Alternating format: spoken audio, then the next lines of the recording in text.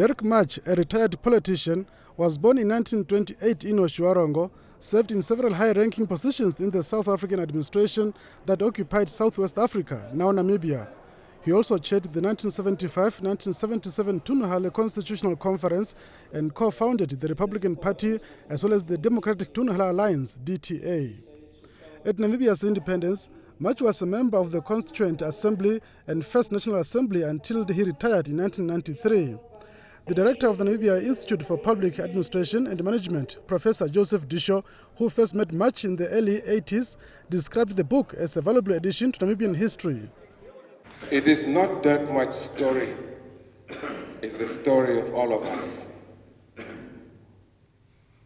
It is not the story of the DDR, it's the story of the foundations of Namibia. This country which is now, to all intents and purposes, the most stable, the most democratic, the most peaceful country on the African continent. The book is telling a story of Derek Mudge's life, his family history, and the South African occupation.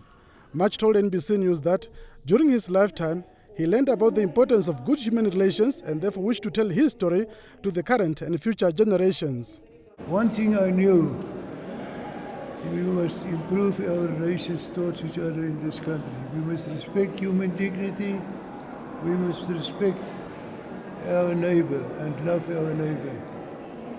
But it couldn't stay only with human relations, because there was one dividing issue, that was the question of apartheid, racial discrimination, and the question of what can and should the solution be.